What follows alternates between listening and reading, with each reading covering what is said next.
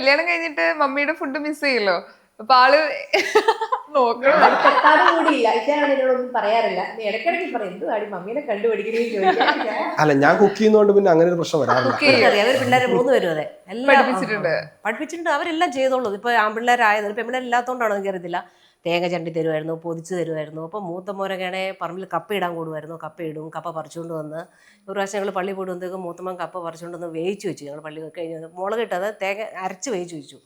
അതുപോലെ ഏത് പണി പിള്ളേർ എല്ലാ പണിയും ഞങ്ങളെ ചെറുപ്പത്തിൽ ചെയ്യിപ്പിച്ചിട്ടുണ്ട് കേട്ടോ. അപ്പൊ അതായിരിക്കും കൂടുതലും നമുക്ക് എല്ലാം കാര്യങ്ങളും ചെയ്യാനുള്ള ഒരു പ്രചോദനം. ഇന്നത്തെ കാലത്ത് രണ്ടുപേരും നന്നായിട്ട് എല്ലാ കാര്യങ്ങളും അറിഞ്ഞിരിക്കണം എന്ന് പറയാറുണ്ട്.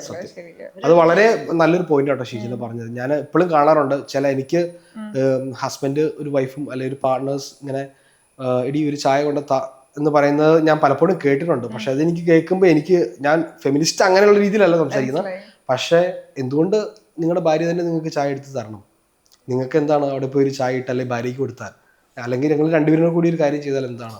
പെണ്ണുങ്ങളുടെ മാത്രം ഒരു കുത്തക അവകാശമായിട്ട് ഈ കുക്കിങ്ങും ക്ലീനിങ്ങും വെക്കുന്നതിനോട് എനിക്ക് താല്പര്യമില്ല പേഴ്സണലി. ഞാൻ നിമിഷയോട് അങ്ങനെ ഒന്നും നിർബന്ധിക്കാറുമില്ല. അപ്പം രാവിലെ എണീക്കുമ്പോൾ ഞങ്ങൾ രണ്ടുപേരും കൂടെയാണ് തീരുമാനിക്കുന്നത്. അമ്മ ഇല്ലെങ്കിൽ, അമ്മ ഉണ്ടെങ്കിൽ അമ്മ എന്തെങ്കിലും ഉണ്ടാക്കിക്കോളൂ ഉറപ്പാ.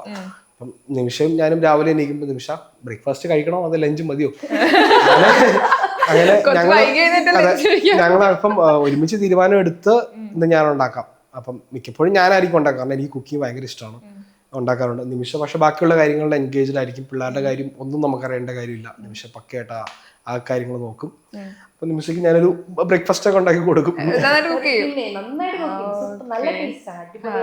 പാത്രം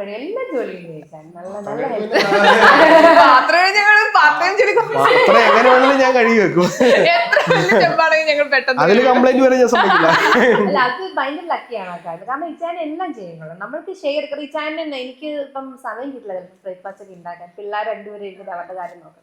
ചിറ്റാൻ എനിക്ക് അപ്പൊ ഉണ്ടാക്കി തരാം. അങ്ങനെ ഒത്തിരി എന്താ പറയാ, അതൊരു നല്ല കാര്യമാണ്. നമ്മളത് ഷെയർ ചെയ്ത് നമ്മള് ചെയ്യുക, അതാണ് ഏറ്റവും നല്ലത്. എല്ലാ പാർട്ട്നേഴ്സും അങ്ങനെ ചെയ്യണം എന്നാണ് എൻ്റെ ഒരു അഭിപ്രായം. പേഴ്സണലി ഭാര്യ ആണ് അതിൻ്റെ കാര്യങ്ങൾ നോക്കുന്നത്, കുക്ക് ചെയ്യണം. അല്ല വൈഫ് തന്നെ എനിക്ക് ഫുഡ് ഉണ്ടാക്കി തരണം എന്ന് പറയുന്ന കാലം മാറി. അത് ഒരിക്കലും അക്സെപ്റ്റ് ചെയ്യാൻ പറ്റില്ല. അത് പണ്ടത്തെ കാലത്ത് നമുക്ക് പറയായിരുന്നു. നിങ്ങൾ പറയായിരുന്നു എനിക്ക് പറയാൻ കാരണം ഭാര്യമാര് വീട്ടിലാണ്, ജോലിക്കൊന്നും പോവില്ല, വീട്ടിൽ തന്നെ ഇരിക്കുന്ന സ്ത്രീകളും ഒക്കെ ഒന്ന് ഫുഡ് ഉണ്ടാക്കി ഓർത്തുകൊണ്ട് യാതൊരു കുഴപ്പമില്ല. പക്ഷെ ഇപ്പോഴത്തെ കാലത്ത് ഭർത്താവും ഭാര്യയും ഒരുപോലെ ജോലി ചെയ്യുന്നു, ഒരുപോലെ സമ്പാദിക്കുന്നു. നിമിഷം 8 മണിക്കൂർ 8.5 മണിക്കൂർ ജോലി കഴിഞ്ഞിട്ട് വീട്ടിൽ വന്ന് കുക്ക് ചെയ്ത് എല്ലാവർക്കും കൊടുക്കണം, അല്ല എല്ലാവരും ആ കാര്യം നിമിഷം നോക്കണം എന്ന് പറഞ്ഞാൽ നമുക്കത് അക്സെപ്റ്റ് ചെയ്യാൻ എനിക്ക് പറ്റില്ല പേഴ്സണലി ആസ് എ ഹസ്ബൻഡ്. അപ്പൊ എല്ലാവരും അതുപോലെ ആയിരിക്കണം എന്നാണ് എൻ്റെ ഒരു അഡ്വൈസും കൂടെ.